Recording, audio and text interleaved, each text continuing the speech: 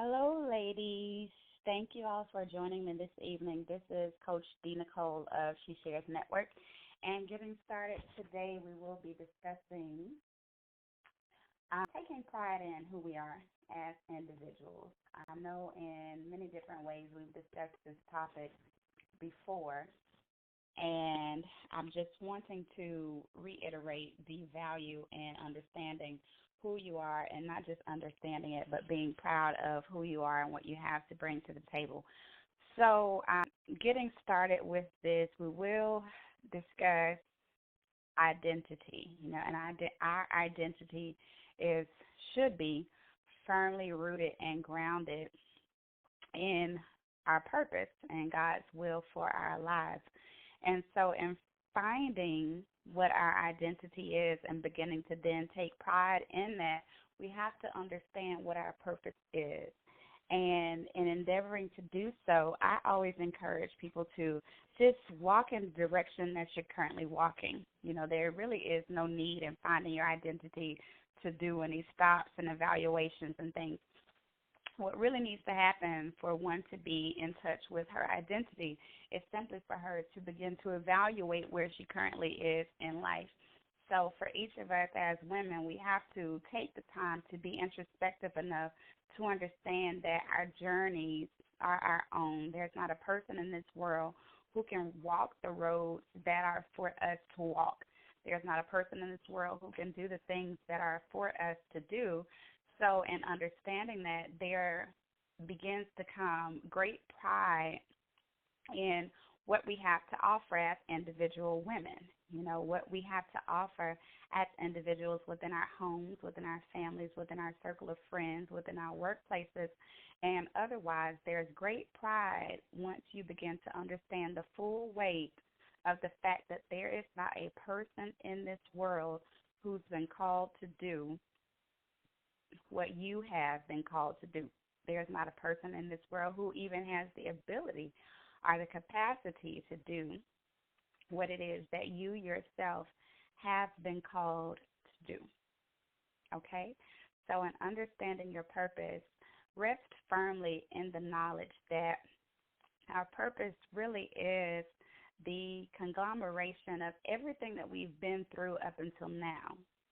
There's not one aspect of your life or your experiences that should be excluded from your purpose, because your purpose really is all about having a full life such that you can begin to use everything that you've learned within your past experiences to fulfill your ultimate purpose, the ultimate plan for your life, the ultimate goal.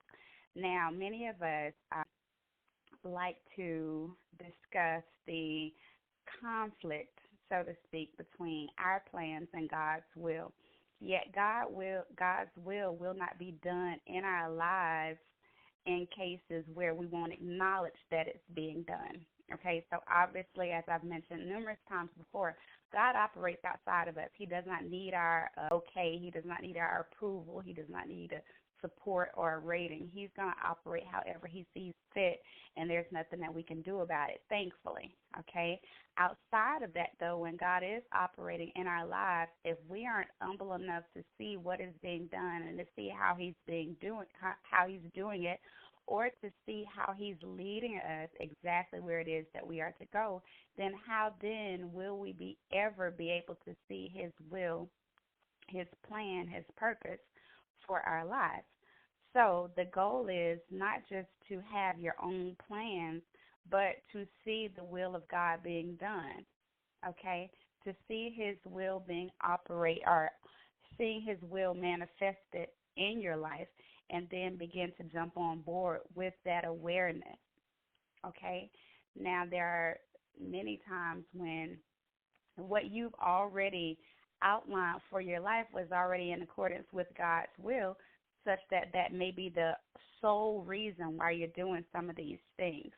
Yet, that's not to say that everything you've already planned is going to be in accordance with his will.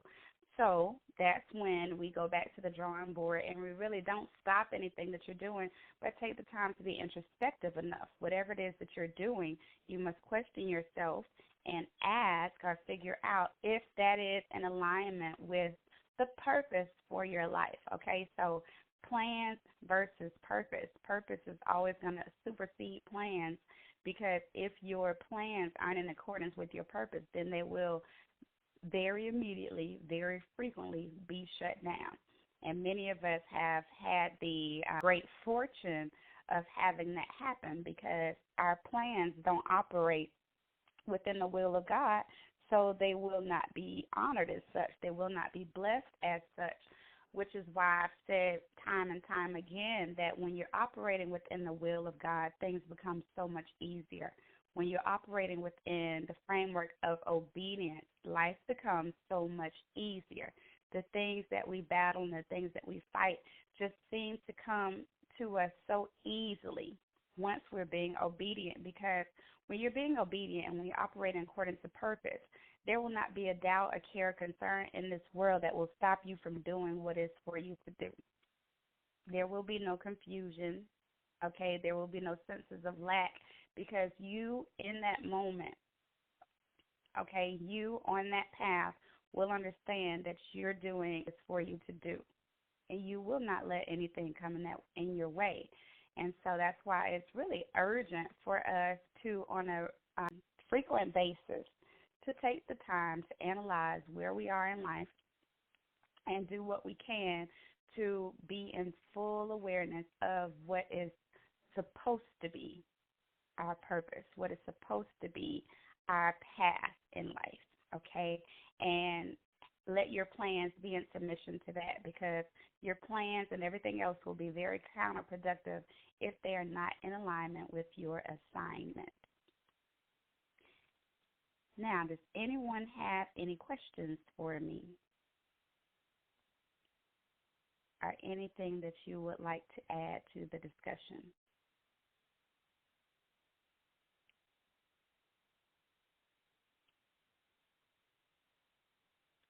Okay, so let's do this.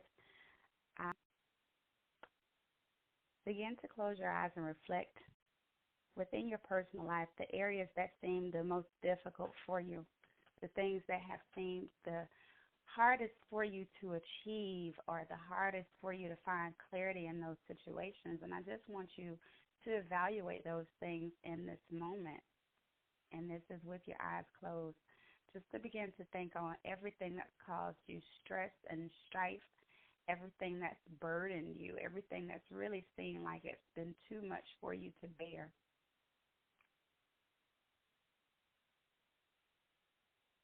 And thinking on those things, I want you to be transparent with yourself, okay? This is the time to be honest. This is the time to get to the root of your thoughts, the root of your feelings, the root of your emotions, and begin to be honest with yourself. Those things that are causing you the most challenge, are those the things that you're supposed to be doing?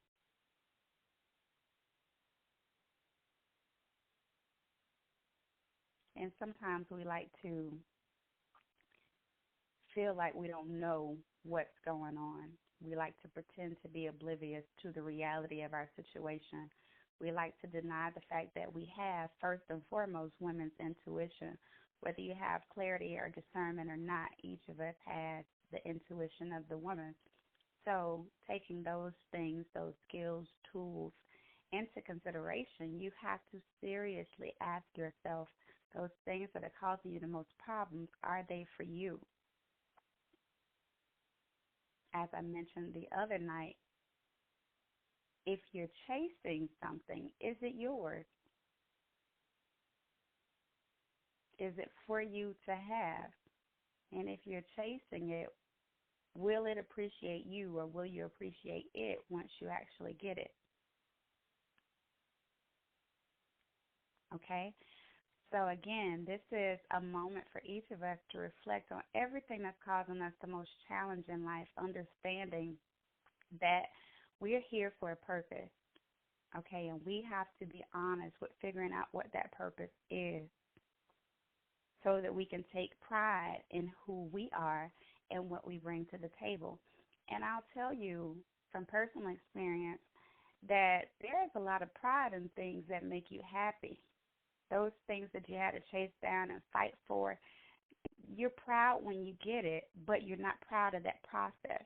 Those processes leave us in situations where we feel very ashamed of the things that we've done. We're ashamed of all of the work that it took to get whatever it was that you wanted. So as women, we have to continually ask ourselves, is it worth it? Is this fight worth it? Is the struggle worth it? Is all of my chasing of something, some item, some person, some opportunity, is it worth it? Because I still, again, call you to question, if it's for you to have, would you have to chase it? If it's yours, would you have to beg for it? God is a God of all things, all blessings, all resources, okay? All matter of abundance. If he wanted you to have it, would you have to chase it? If it was for you to have, would it be so hard to obtain? Now, this is not to say that there aren't things in life that we have to work hard for, but chasing and working hard are two totally different things. And again, when you're operating within the purpose and plan of God, the will of God, I promise you, you won't have to chase much of anything. So, if you're chasing things, are you operating within your purpose? Is that thing, that person, that item, is it for you? And understanding who you are in God and who you are in life, you must also ask yourself, if you're chasing it, is it worth it? Aren't you more valuable than those things that you have to chase?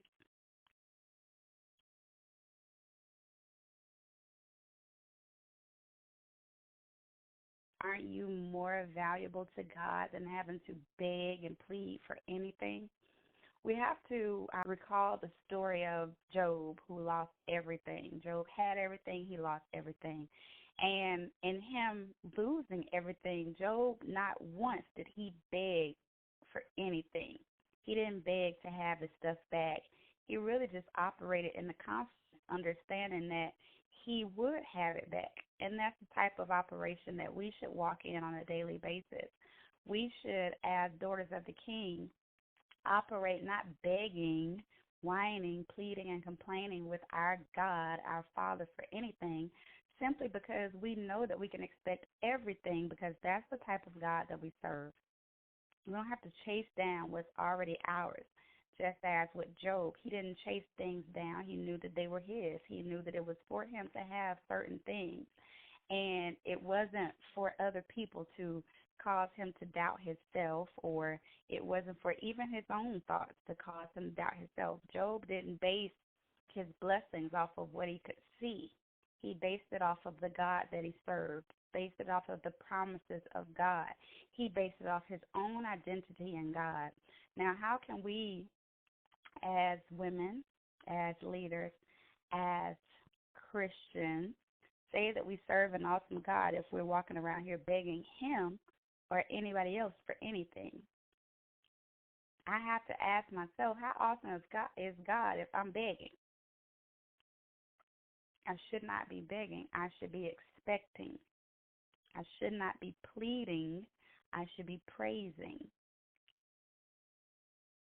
And there should be no shame in my game. There should be no shame in me telling the testimonies, telling the stories, telling of the brokenness that each of us experiences even right now. Each of us faces brokenness. Each of us has senses of lack. But because we serve an awesome God, we should not dwell on what we don't have. We should dwell on the things that we do have. Going back to my original topic, and that is taking pride in who we are. There should be a certain standard of existence for each of us that we should be above begging. We should be above chasing. We should be above fighting for the things that are supposed to just fall in our laps. So if I have to fight too hard, maybe I should not have it. Maybe I should not desire it. Now, again, This is not about those things that we actually have to work hard for. But working and fighting, again, are two totally different things.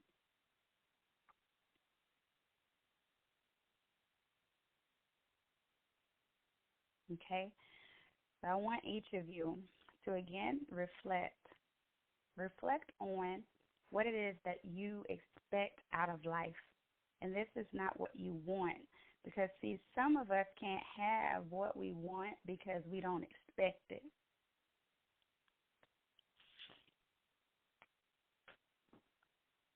And I'm going to say that again because that was really good. Some of us can't have what we want out of life because we don't expect it. So it goes back to our prayer life. Many of us are praying empty prayers simply because we're praying without expecting. We're praying without the knowledge that we could actually receive these things. So then I must ask each of you, why are you praying? Why are you praying if you don't believe God for the things that you're praying for? Why are you praying if you're having to beg God? Okay? So going back to reflect on the things that you expect in life, create a firm definition of what those things are. As a coach, I often do vision board parties or vision board workshops, vision building workshops, such that I can teach others to begin to build vision. Many of us also don't have things because we never envisioned anything. How can you expect what you don't have a vision of? How can you work towards or even fight for what you have no vision of? Something that you have not even dreamed up. You have no goals and no plans. So how can you be working towards anything? See, there's entirely too many of us who are in life just existing. So there's a difference between expecting something and also taking action. As again, faith without works is dead. So our expectancy is our faith. Yet if we don't work towards the things that we expect, then why have faith in the first place? That's empty faith. Faith is attached to action. It's an action word. You have to take action to acquire those things that you believe in, to acquire those things that you have faith for. You have to have faith and action to almost deserve to be Christian in the first place. Okay? Being a Christian is an action. It takes faith and it takes action. It takes expectancy. It takes vision. It takes hard work. So we should not be living a life where you're just sitting on your behind, waiting on things to fall out of the sky without backing them up with faith and action and works. Okay? Again, in envisioning the things that you expect in your future, begin to take pride in who you are within the body of Christ, within your household, within your workplace, understanding that the opportunities that have been given to you are not opportunities that have been given to many people. The houses that you live in are not houses that have been given to too many people. The cars that you drive, I don't care whether it's broken down, beat up, or non-existent. There are many people who don't have the blessings that you have. And there are many people who don't even have that option simply because they were not chosen the way that you have been chosen. Another aspect of that is there are many people who don't have to grow through what you grow through simply because they are not being molded and shaped and groomed to be the leader that you already were before you were ever born.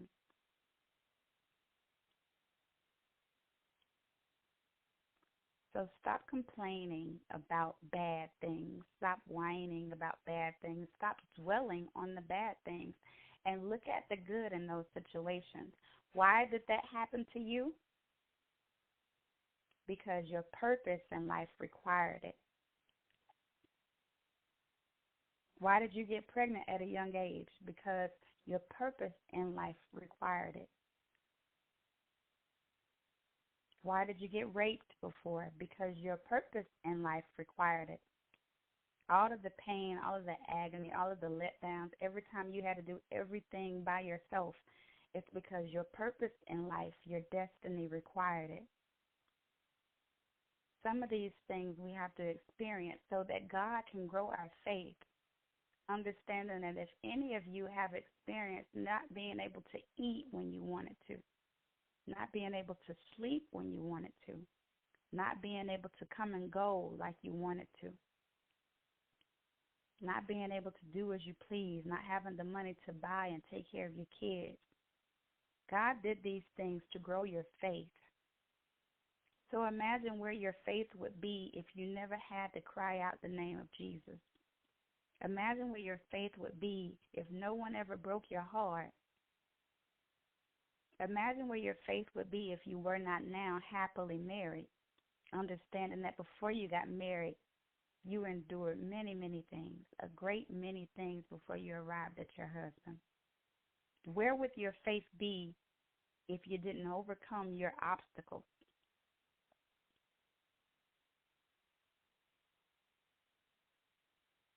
And where would your faith be if I didn't remind you of these things?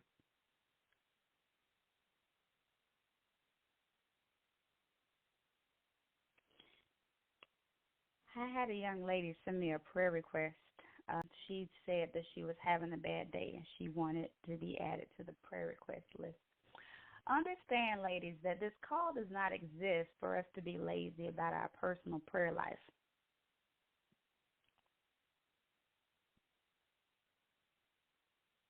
Okay? This call does not exist for us to give to others the things that we should be doing for ourselves. If you have a bad day, pray. If you're having any type of up and down, learn to pray for yourself. Again, it goes back to my statements earlier about faith. How can we call ourselves Christians, or how can we even desire God? Okay? So taking away the title of Christian, how can you want more from God when you won't even give yourself the opportunity to pray to Him directly? How can you want more from God when you won't take the time to dwell in His presence, to figure out what that even means? How can you say you want more from life when you don't approach life that way? And there's some of us are being way too lazy to say that you want this or that out of life, to say that you want to make $50,000 a year, $70,000 a year, $100,000 a year. What type of action are you putting behind that type of expectancy? What type of faith are you putting behind that type of expectancy? And how much are you getting out of your own way to operate within that type of expectancy? If you're expecting a husband or wanting a husband, or even let's just start as a boyfriend. If you're wanting a mate, what are you doing to back up that expectancy? Are you tripping or being petty every time someone comes your way? Are you begging someone for attention or chasing down someone who doesn't even want you? Now, how can we be proud of who we are when we're doing things that we should not be proud of? Let's see if Purple put that down. Wait, let me see what was on.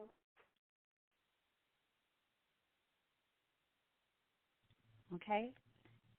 In order to take pride in who you are and your personal image identity, you must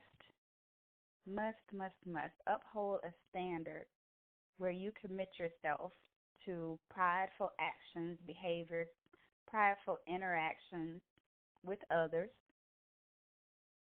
Take pride in the decisions that you make. And stop chasing things. Stop fighting for things. Learn to let go of what's not yours so that you can have full control, full awareness, full grasp of what's yours when it comes your way. Okay? Many of us can't receive the things that we expect because we're simply holding on too tight to things that we need to let go of. Okay? Don't let your broken heart stifle you having a healed heart. Don't let your past experience stifle your ability to have great experiences.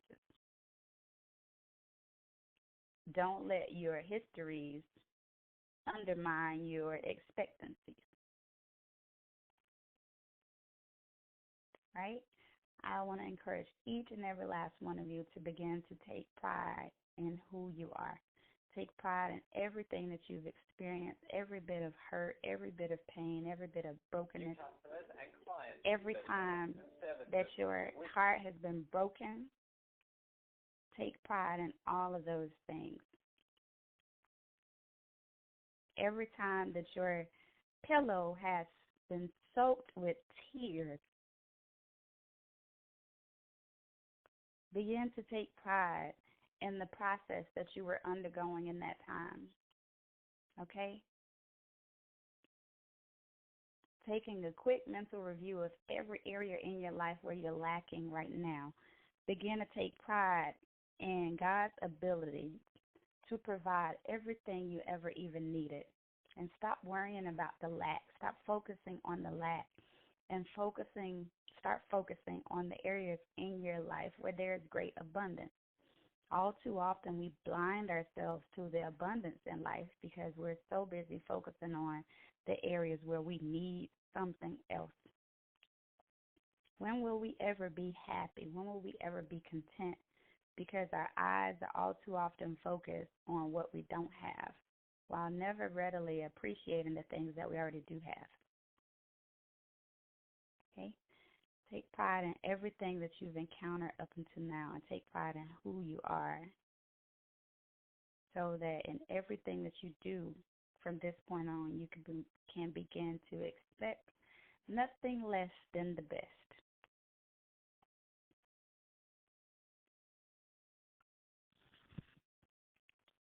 Okay, does anyone have anything to share with us?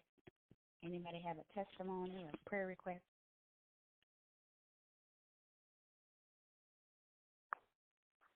Yes. Hello, Ms. Shakia, how are you? How's everybody doing? Fine. I wanted to share something that just happened to me recently that kind of empowered me, that kind of falls in line with this conversation on basically becoming who I want to be.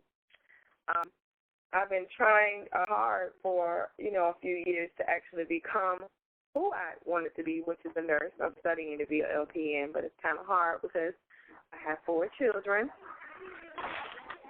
So I received what empowered me. I wasn't doing too well in that area, and I could have been doing better than what I was doing. But what empowered me was I had received a flyer in the mail, and it had my children's names, and it had my name, and it had invited us to a event. And the event was saying that it was for a Title I family. Now, me, when I see things like that, I want to know, exactly what is that and what does that mean. So I'm always Googling something, especially when I see titles, because one thing we are not and we will never be is a Title I family. I want to say that. But upon Googling it and researching a little, I found out it basically means that it's a poor black family.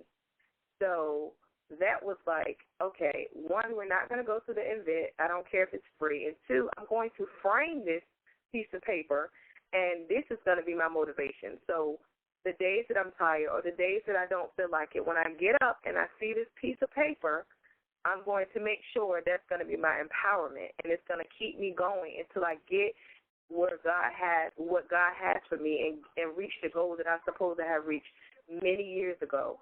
And I knew that when I got the flyer, that it was nothing but God that allowed me to actually zone in on that part of the flyer and to see that, because he has so much for me, and I can be so lazy and so disobedient and not do what he wants me to do. But just that one little thing he allowed me to see, it empowered me. Okay, I'm going to do what I need to do whatever or however we became a part of this definition that they have given us, we're going to change that, because I am the child of a king. It's no way you're going to call me poor. I am royalty. My God sits high, he looks low. It's no way you're going to say that we're poor. So I just wanted to share that with everybody. Thank you, Shakia. I always appreciate it. Listen, I want to piggyback on what you said. So the best time to make a decision is when you're angry. I want to say that. I want you all to write that down. That is like the absolute best time to make a decision. And what we have to do as women is once you make the decision, you have to stick to it, because women, when we get unangry, then everything goes back to normal, and it's almost like you were never angry in the first place.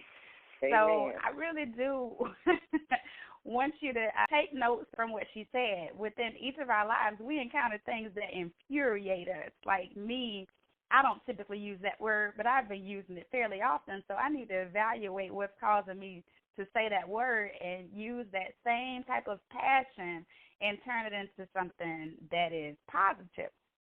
So all too often as women, we get ourselves all upset and get your panties all in the bunch. And yes, I did say panties all in the bunch. You get your panties all in a little bundled up bunch, and then you don't even do anything about it, right? So it's like, why did you even get mad in the first place if you won't make a decision? If you won't do something that's going to turn your anger into something that's going to be profitable for your life, especially in the case where you're a parent. There's too many parents walking around being let down by situations and life and definitions and not doing anything about it. So I encourage every single last one of you to get upset, get real upset, get whatever kind of upset you need to do to make a decision and stick to it. And another thing that she said, not to cut you off, I want to just add one thing. I apologize. And when you do get upset, frame it, because that's exactly what I did. Frame it and keep it in your view so you can know why you got it and what is going to keep pushing you. Sorry for cutting you off. No, that's good. That's exactly my point. I want you, each of you, to begin whatever it is that gets you upset. Don't forget it.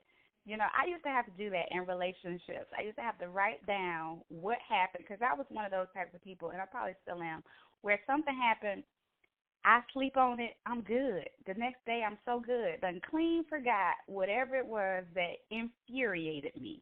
And the guys that I dated started to, get wind of that. And so one guy, he told me one day, he's like, it doesn't even matter. Tomorrow, you're going to get over it. You're going to forget. And I was like, wow, I had created this pattern, this thing that people expected of me. And that's when I learned, like she said, to begin to frame, the stuff that upset me so that I can make a decision that I can stick to.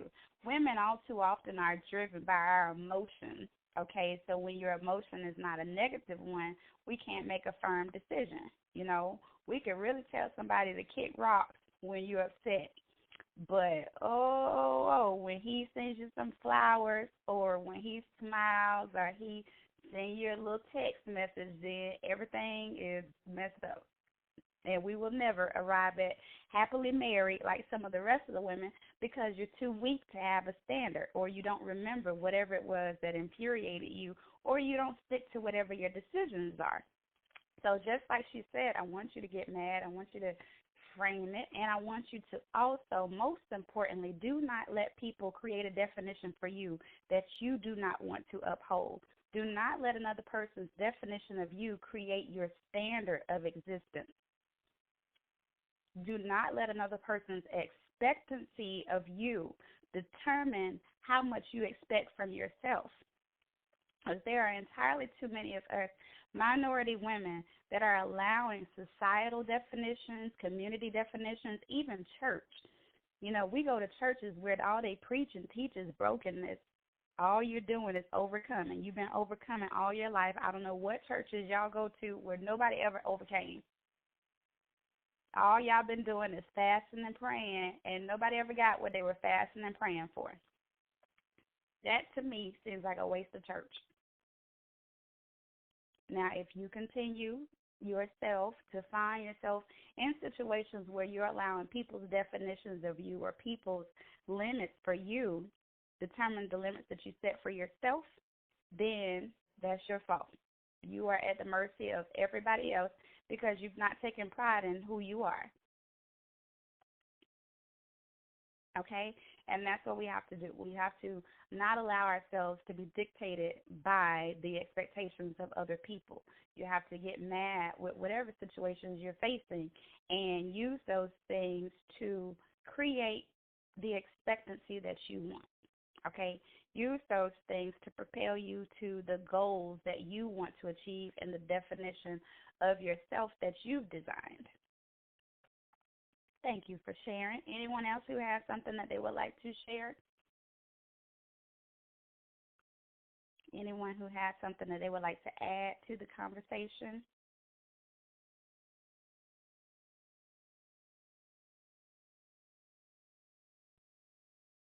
Okay. You know, sometimes when I say things or sometimes when things happen on the call, I expect, I hope, and I pray that you get offended so that you could change something. I hope that I said something at least one time that made you mad. Because if I can make you mad and I can make you make a decision that's going to help the rest of your life, that's going to change the trajectory of your life, then I consider that a privilege. So please let me make you upset. Please let me offend you such that you will be inspired to create the life that you want, create the life that you deserve. All right? Okay, so we will move forward with prayer. For those of you who might have joined the call earlier, today we spoke about taking pride in who we are, understanding our identity rests firmly within our expectancy, and we have to back our expectancies up with action, understanding the God that we serve. We should not be begging, pleading, fighting, or chasing down anything that's not fighting, pleading, chasing down us. Okay? So I want each of you to begin to reflect on who you are as an individual, more so who you would like to be, the definition of yourself that you would like to create, how you would like people to view you right now, and your planning for your best future. And I want you to close your eyes with me and begin to let go of every burden, every chore, every care, everything that's keeping you outside of this moment, everything that's limiting your ability to connect right now. Just let those things go. Just breathe them out. As you breathe, just breathe out all negativity, all doubt, all self-pity, all feelings of defeat, feelings of deceit. Let go of those things.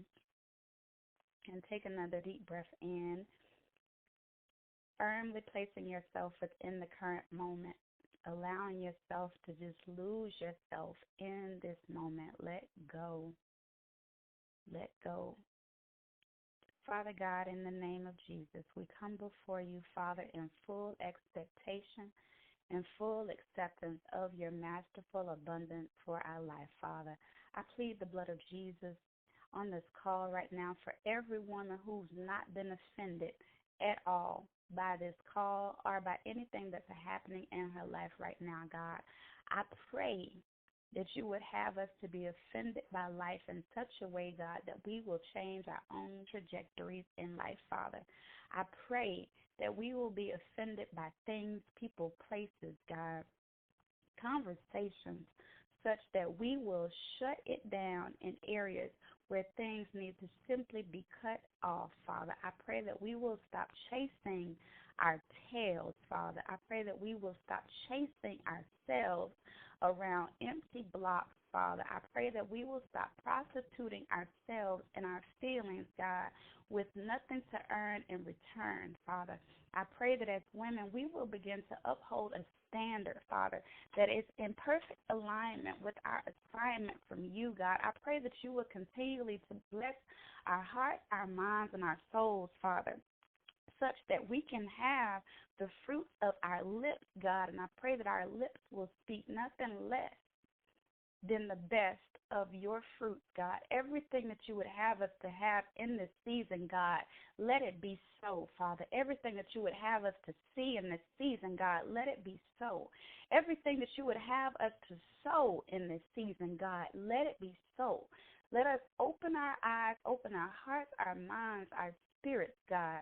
Let us open our capacity, Father. Enlarge our territory, God, such that we can receive every abundance that you would have to come our way in this very moment, God. I pray that you would forgive us, God, of all unclean thoughts, all things that aren't in alignment with the things that you would have us to have and take command of, Father. Your glory fills our hearts, our bodies, our souls, Father. Let your glory be revealed in our lives, Father, such that we would want more of it, God. Give us more of it, Father. Give us more of the greatness, God. Give us more of a taste of your goodness, Father. Give us more of a taste of your mercy, God. Every time that you made a way for us, God, out of no way, God. Every time you've shown us things, God, that we shouldn't have been able to see, God.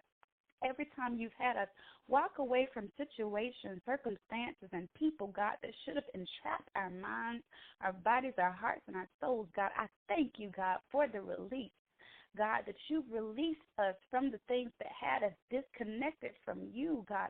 I thank you for the release, God, such that we can pour out our hearts, our minds, our spirits, and our tears, God, in appreciation for you, God. There is no reason, God, that we should be crying more about our pain than we cry more about our blessings, God. So let us in this season begin to cry, God, simply because of how you blessed us, God. Let us look at our children and those around us, God, and cry tears of joy, God, in appreciation for every abundance of love you've given us by way of the children around us, God. Every child that has been birthed from every woman on this call, Father, let us begin to cry out tears of rejoicing, God, because those children have the blessing of life from our loins, God. And let us understand that in a woman's ability to give birth to a human, God, we are women who could birth anything, God. If we could birth humans, God, what is it that we cannot give birth to? What is it that we cannot give birth to? If we can birth leaders, God, we can birth pastors, God, we can birth business owners, God, we can birth anything. So what is it, God, that we cannot give birth to? We can nurse anything, God. We can support anything because we are women, and that's what we are here for, God. So why can't we nurse and support ourselves, God? Let us understand that we should take great pride in who we are as women.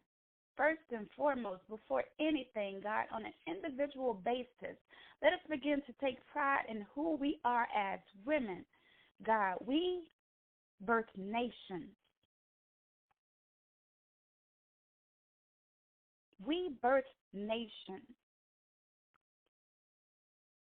Nations, God. Nations, you give that to us to birth. You give that to us to nurture, to take care of, God. You give that to us to be good stewards, Father. If I cannot take pride in my own character as a woman, if we cannot take pride in our own character as women, then what can we take pride in, God? Because the character of a woman leads nations. Nations rise and fall based off of the character of us. After we give birth to them, it is up to us to have these things fall, have these things falter, or have these things grow, expand beyond measure, God. Let us understand the full weight of who we are within this world. Let us understand that men act according to the standard that women uphold. So let us begin to uphold a standard of excellence within our lives. Let us understand that the men that we are chasing in our lives, we would not have to chase if we simply learn to uphold a standard. There are many things in life that we would not have to fight for if we simply learn to uphold a standard. And we can uphold a standard if we take pride in who you've called us to be. We are daughters of the King. We are daughters of the Most High God.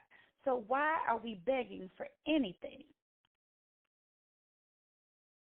Why are we begging for anything? Why do petty things and petty people and petty situations upset us?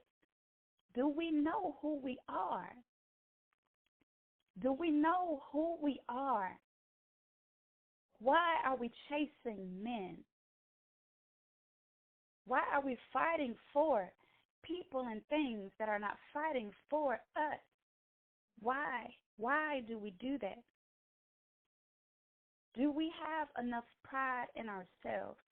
Do we have enough pride in our own experiences? God, we've been through too much to allow other people and other things to give us the most. They should not be giving us anything, God, because there are some things in life that we should not entertain simply because of everything we've already overcome. The tears that I've cried on my pillow alone means that every woman on this call should not endure some things. And the tears that each of them have cried, the things that each of them have endured, means that the rest of us should uphold a standard so that no other woman in this world should have to go through and grow through the things that we've gone through and grown through. God, let us uphold a standard such that there will not be temptations that defeat us the way that they've done in the past. Let us share enough of our stories such that the women around us will never have to endure the things that we've endured.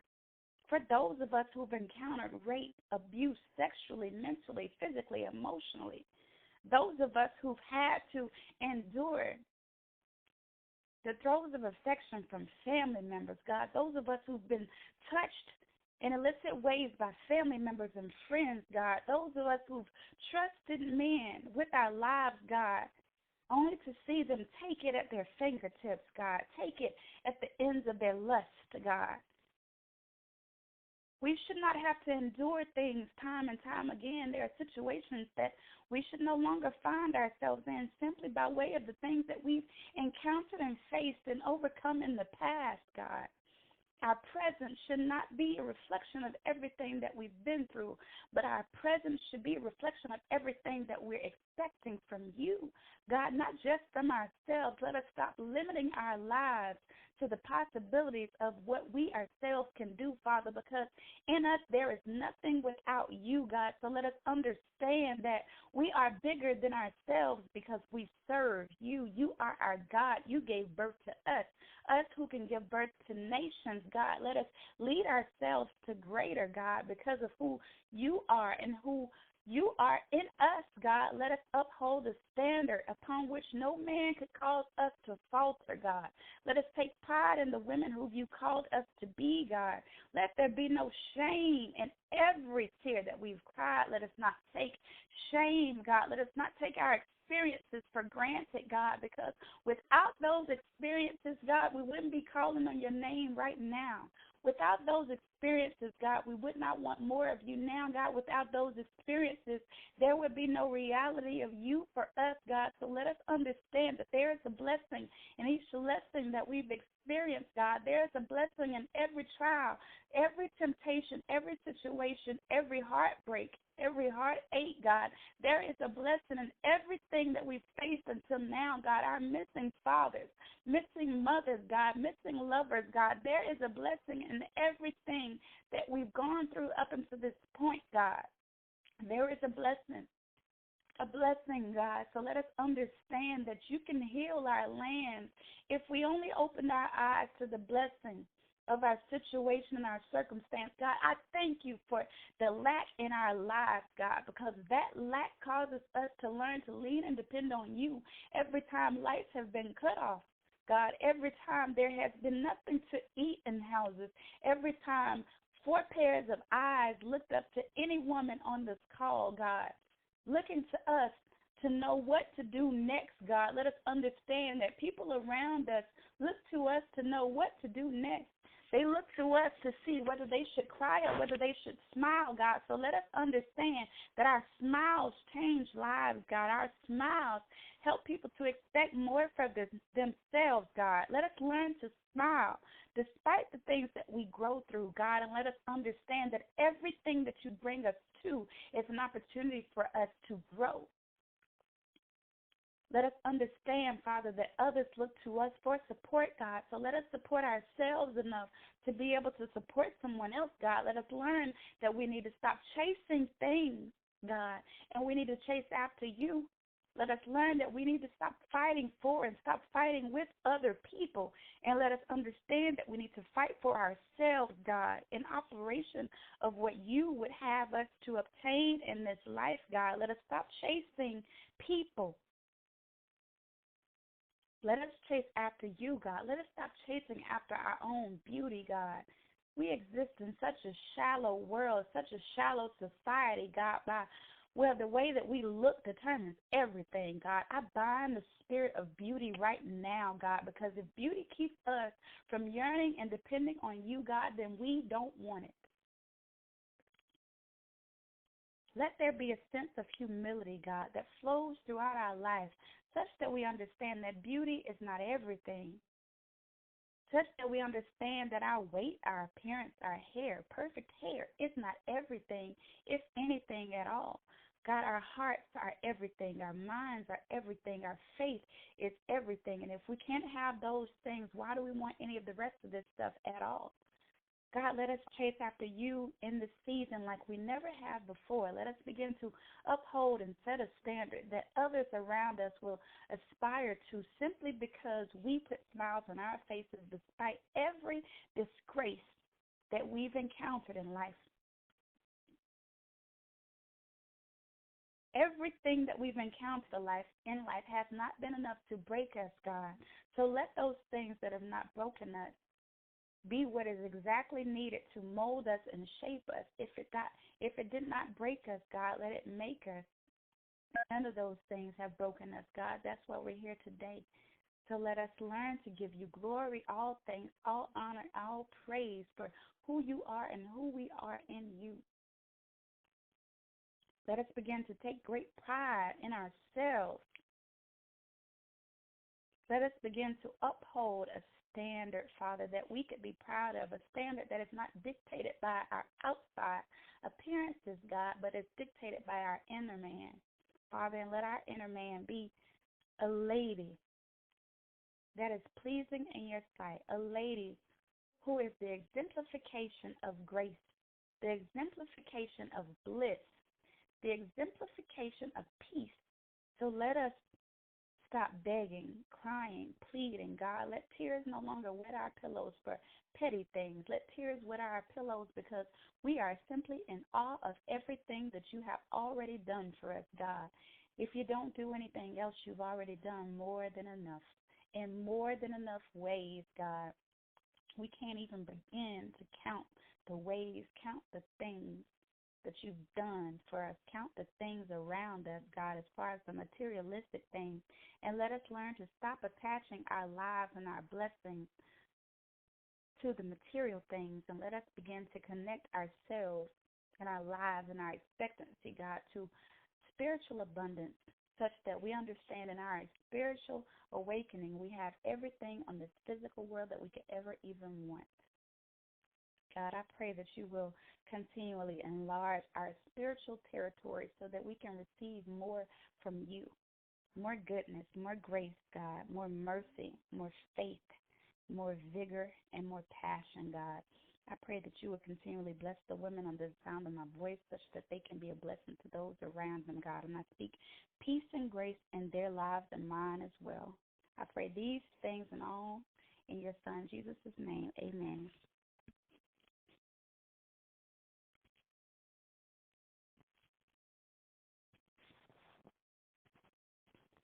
Okay, ladies, does anyone have anything that they would like to share with us in closing?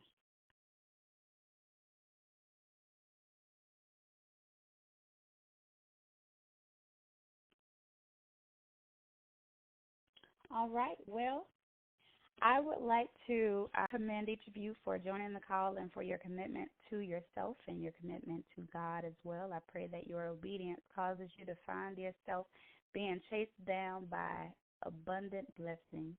Whatever it is that you're lacking in life, I pray that it will chase you down. And toward that end, I pray that you will exist in a state of expectancy, such that everything you are in need of will come your way. And when it does come, I pray that you have your eyes, your minds, your hearts, and your hands open to receive it. I wish you all the best tonight. I wish you a very blessed week. And if there's anything that I could do for you, please don't hesitate to let me know. Okay? You all have a great, great night. You do the same. Thanks, you too. Good night, Shakira.